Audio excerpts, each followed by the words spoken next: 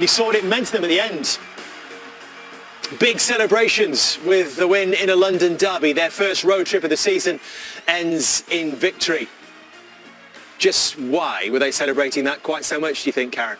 Tricky place to go. Obviously, down to 10 players. And I kept saying at the start of the show, when teams are so hard to break down, and Arsenal felt struggled last week, and I thought it was tricky for them tonight. Set piece was the difference in that penalty. It's a really difficult place to go to. Small pitch, compact areas. It's tough to get a result there at Palace. Reaction is coming up very quickly, so let's have a look at some of the analysis before then.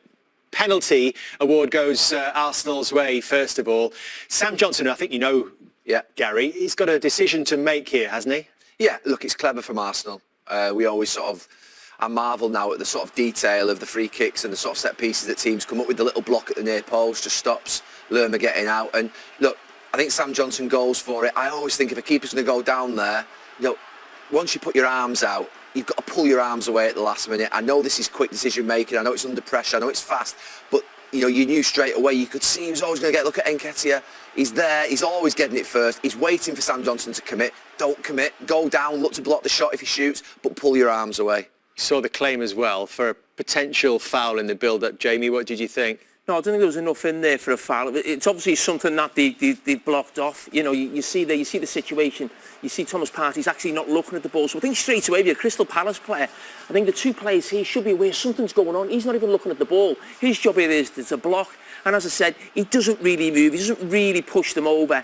And I think that's more in hope than belief that Crystal Palace are going to get the free kick in that situation. We see it every single game when we're watching, when we're commentating. There's always someone getting blocked off at a set piece somewhere, whether it's a corner or a free kick there.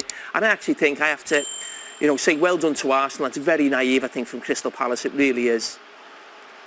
We're wondering who might take it. Bukayo Saka was their penalty taker for a lot of last season. He took their last penalty, which was at West Ham. You remember how crucial that was for Arsenal in the running last season. Of course, it was saved. He had the ball in his hands and passed it over to Odegaard, who made no mistake, Karen. No, cool. A nice little run-up, took his time. He looked confident the whole process, to be honest, Odegaard, and was captain as well. Big player, and it was a good moment for him. Such a vital part, isn't it, Gary? You have to have someone who you can be sure is going to put these opportunities away from the spot. Yeah, I mean, look, I never took a penalty in my life, and I always never took it for granted, the pressure that they're under. It's a massive win, that, for Arsenal tonight, obviously determined by a penalty. But they have been tested. The character gets questioned when you go down to 10, and obviously they score the goal, they do a lot of defending towards the end, but never take it for granted that a penalty. Honestly, I never took one, so I always appreciated the players that did take one step up and always, to be fair, were consistently scoring. We've also tonight seen the 5th red card of the weekend. Some might say it's the softest red card of the weekend.